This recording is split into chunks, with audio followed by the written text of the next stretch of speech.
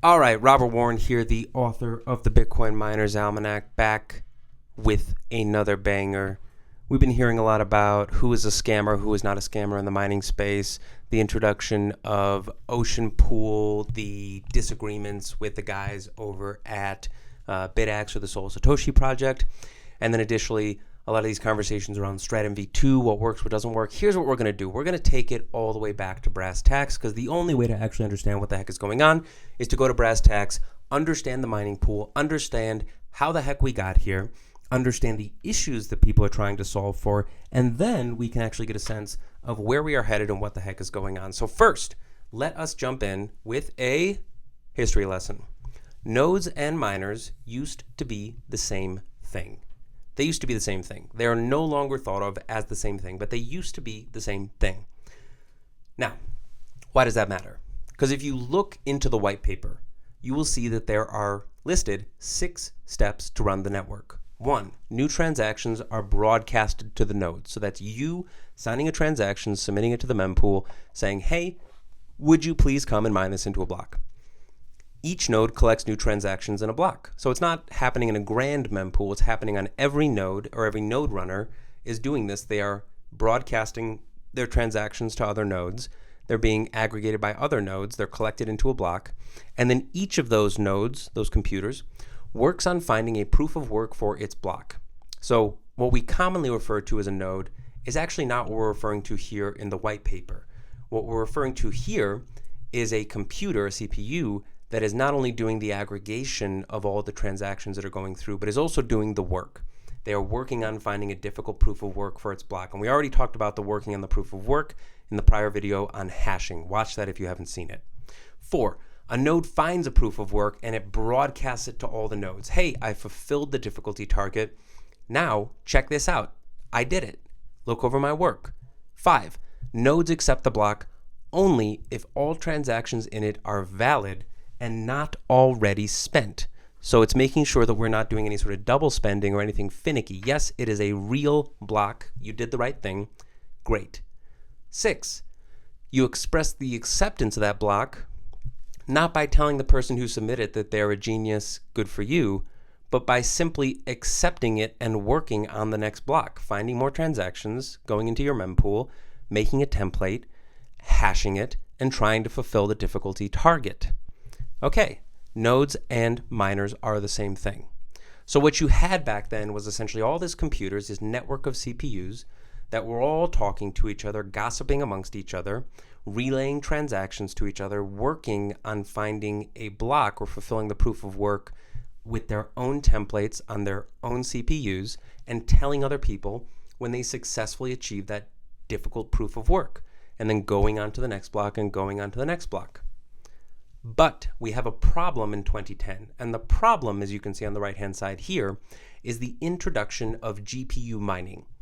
GPU mining is mining, again, still on a computer, but in a way that is substantially more productive than mining on a CPU, like a desktop. And so what you have is you have these new entrants to the game that all of a sudden are showing up and producing the lion's share of blocks because they are just so much more powerful. But very quickly a solution comes, and a solution comes from an individual who goes by the name of Slush. You may have heard Slush Pool. This is the origin of that. It was created by Slush. Slush is an anon, and, well, not anon anymore, but I'm not going to dox this person, but a well-known person and a very, very intelligent, productive person in the space who jumps onto the Bitcoin Talk forums and posts the following. He says this, okay, so you have an issue. You have all these smaller computers that are trying to find blocks, but they can't because the bigger GPUs are eating their lunch. Hey, I want to find a block, but I can't. It's taking me ages. So he writes this: join poor CPU miners to one cluster, increase their chance to find a block. Okay, well, how will it work? You'll jump on, you'll register, you'll share a little bit of information, you'll start your miner, and then the server, that is the pool, quote unquote, will send you work which was not calculated yet by other members of the cluster. So the pool, what Slush is proposing here in Slush Pool, is that, hey, sign on to this site and I will send you work that has not been worked on yet, and we will then go ahead and work on it together. And when you find a winning hash, of course now, because we're all working together, you're not going to make the full reward. At the time, the block reward was 50 BTC. It's obviously not that anymore. You will get a proportion based on what you have contributed to the work. So you offer a certain amount. Say there are 10 miners. These 10 miners, let's assume they all have the same power of computer. Every time somebody finds a block, we're now like one giant computer that's 10 times as powerful. So ideally, we're going to find more blocks. And the trade-off is that I'm going to be working away 1/10 of that total pool. If somebody else finds a block, cool. I actually am entitled to 10% of that earning. So it's a great way to work together and to split the rewards because we're just poor CPU miners. Now, what's the advantage of this? The advantage is that when you have a poor standalone computer, something that could not find blocks on its own, or rather would take a long time to find blocks on its own, you need to wait many weeks or even months for finding a full BTC, 50 BTC reward. When you join a cluster like this, you will constantly receive small amount of Bitcoins every day or week, but it depends on the full cluster performance, right? So if there are not so many people contributing to the pool, we're kind of like a smaller machine. If there's tons and tons of people contributing to the pool, now we're like a big machine and everybody gets paid out what they contribute. All right, well, what's the disadvantage? The disadvantage is that you need to trust in central authority, me, that would be Slush, that I don't steal block for myself, but I'm goofing around for a few weeks and am amazed with Bitcoin idea, so I don't plan to steal anybody right now. What's very funny about this is that Slush very accurately identifies the centralization risk that is incumbent when creating a pool, something that we're very familiar with today. But heck, he'd been messing around with Bitcoin for a couple of weeks, so you can trust him. He's a good actor. Now, that being said, historically, Slush has been a great actor, but it's very funny that the entire origin of our industry comes from somebody saying, hey, here's the advantages, here's the disadvantages, and yeah, I've been messing around with this thing, so trust me for a little while because I've been in it for a couple of weeks. So what do you have now? Instead of all those computers that are working and trying to find blocks on their own, they're now pooled together, and they are talking to a central server, the pool operator, in this case Slush, who is saying, hey, here are the transactions I want you to put into the template. Here's the template you're going to work on. You're going to hash on it. You're going to tell me when you actually find it. And then we are going to be able to compete with those big bad GPU miners who are eating our lunch. We're each going to get a little bit more, but instead of having to find a large single block, we're going to find, a proportion of a block as somebody who's contributing to a pool. We're going to work together. Okay, well, there's actually a really interesting technical problem that Slush solved in here. And this is the technical problem. The technical problem is if everyone is contributing and they only stick their hands up to say, hey, I found a block, then great, we found a block as a pool. But I don't actually know how much to pay everybody. I don't know how much you're contributing to the pool. This is an example of a hash that would fulfill the target difficulty. And you can see it has all these leading zeros. And it's very, very, very hard to find. This, however, is what the network wants. That fulfills the difficulty target, and that's what allows me to add my block to the blockchain and continue to build on it. And it also is what allows me to get paid because I get my Coinbase reward for having produced a proof of work that fulfills the difficulty target. But most of the miners, when they're hashing, are producing hashes that look like this, these random outputs that do not fulfill the difficulty target. I'm trying and I'm trying and I'm trying and I'm trying, but I don't actually fulfill the difficulty target. So what does Slush say? Slush says, okay, well, if you only tell me when you actually fulfill the difficulty target, that's great because we make money, but I don't actually know who to pay what because I don't know who was contributing between the last time we found a block and today when we found a block. And so he solves it with a really interesting idea, which is the idea of shares. This is a hash that has a number of leading zeros, but not a number of leading zeros that fulfills the difficulty target. So it's not a hash that the network wants or will reward you for. It is a hash that is substantially easier to produce by guessing than what you would get if you were actually going to get all those additional zeros and fulfill the difficulty target. But what Slush says is, hey, I actually want those. If you tell me every time you fulfill a lesser target, and I'll set it, I'll change it, I'll adjust it, I'll manage that on my end.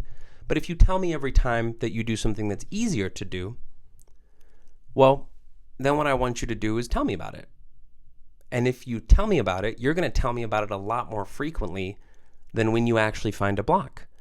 And if I'm counting that from everybody, then what I can do is I can say, well, this guy who is participating, he's producing 30% of our hash rate.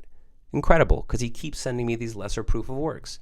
And this other gal over here, well, she's sending me 20% because I'm getting these proportionally lesser proofs of work that I can then count on my end and say, hey, here's how I divvy up everyone's payment. Here's how I know you're actually working. So what has this led to? This has led to large pools offering multiple services. What you see here is an image from mempool.space that shows an estimated distribution of how much or what percentage of the network, the hashing power, goes to each pool. Because pools, after Slush, became a very large business. And the way that these businesses differentiate from each other is that they start to offer ancillary services.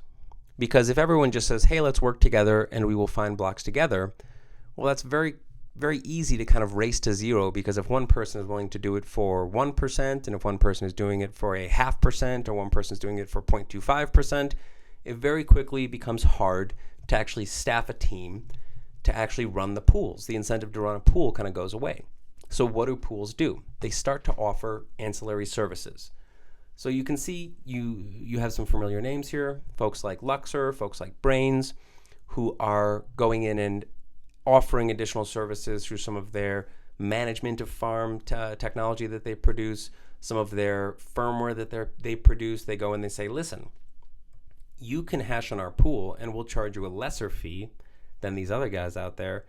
And if you run our software, you're entitled to that lesser fee. You'll make more, because we're going to help your machines actually perform better. So there's a service that's offered by the pool to incentivize you actually working through them. You see the largest one there is Foundry. Foundry, on the other hand, has done an interesting thing where they have said, hey, we are going to be the pool for the largest miners. The largest miners are large corporate entities that have certain requirements around being KYC. Who's the participant in the pool? I don't want to associate with these nefarious, sketchy, shadowy supercoders. I want to make sure that you can be auditable by SOC 2 accreditation, which is an auditing scheme.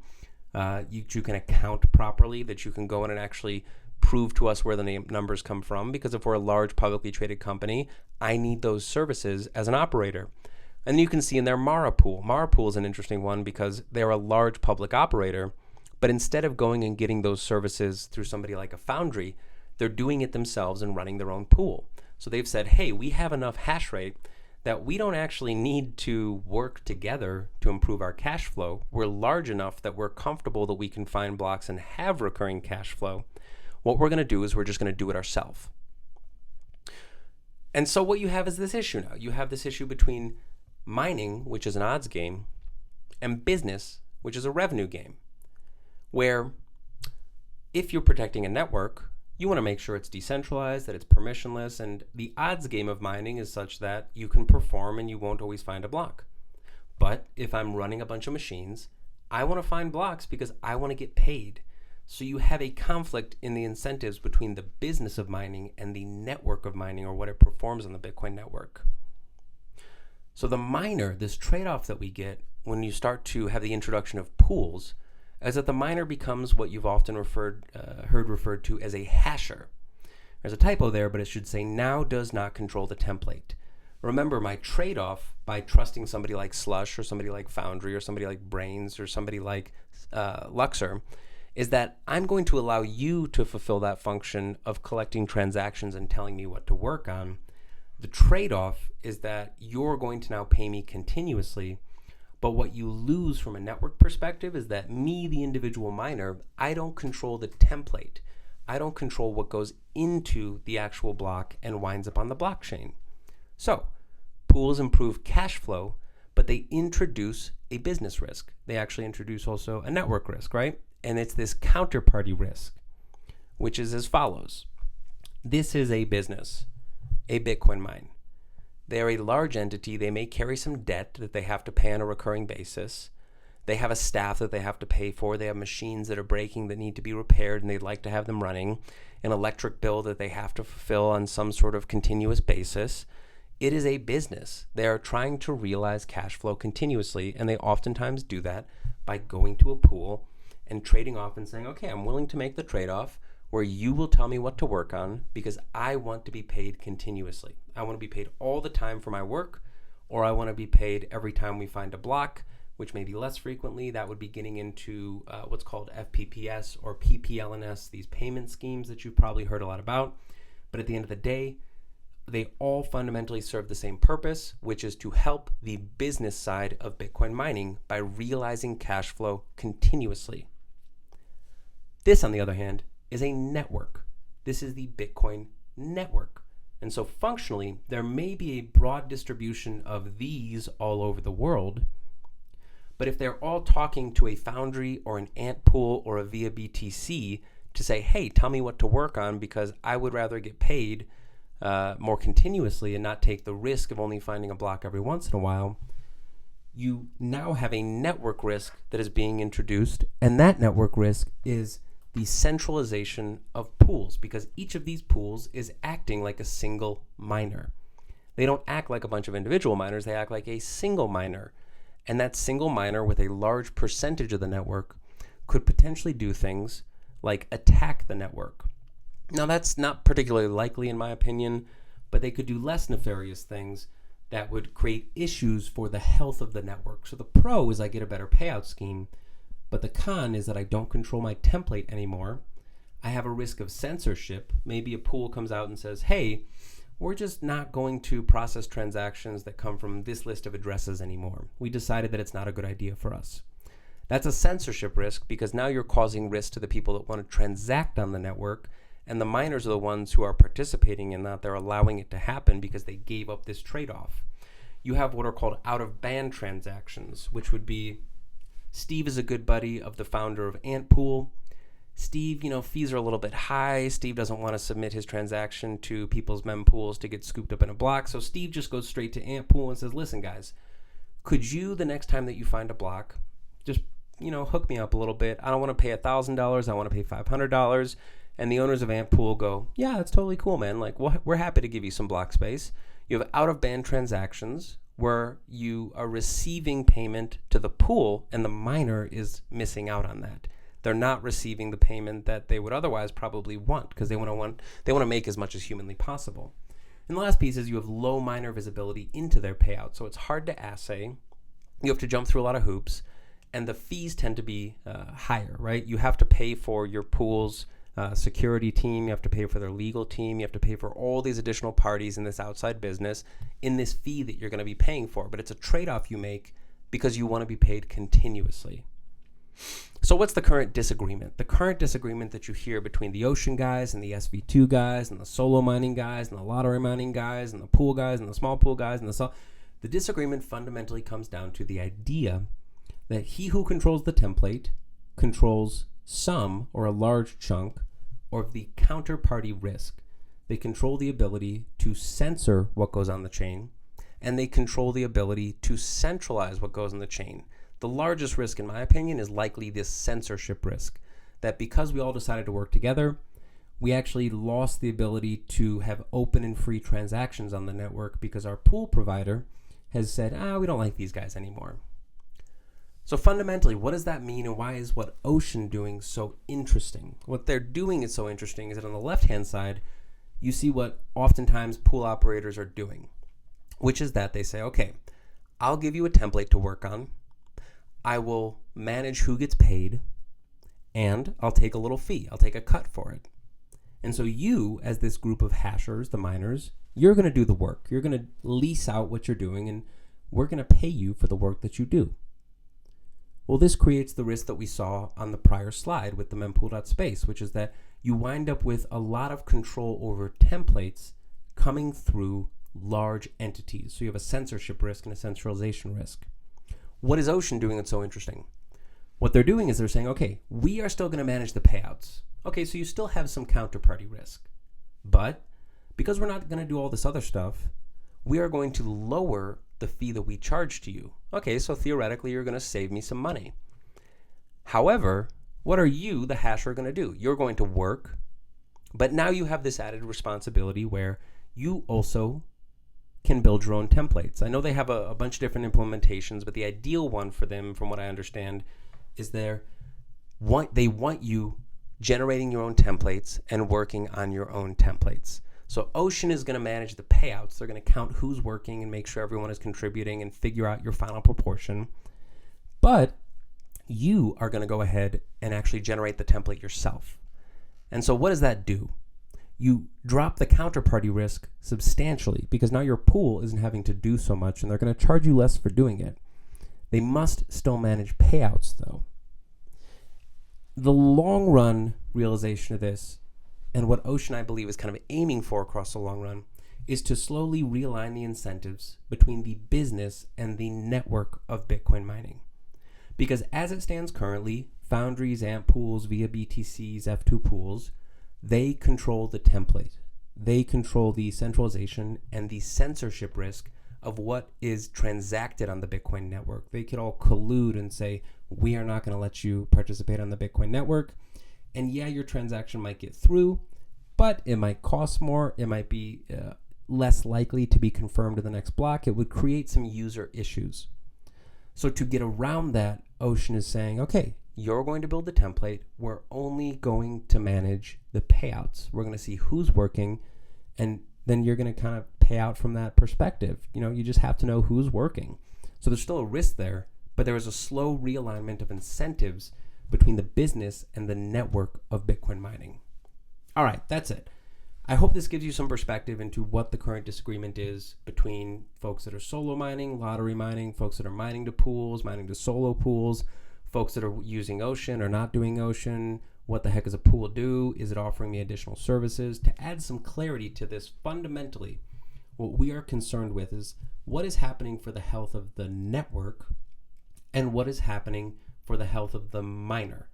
And understanding the history where we came from and how the introduction of pools through Slush changed that a bit and how big businesses have emerged, you can actually get a better sense of, oh, what I really have is just an incentive problem.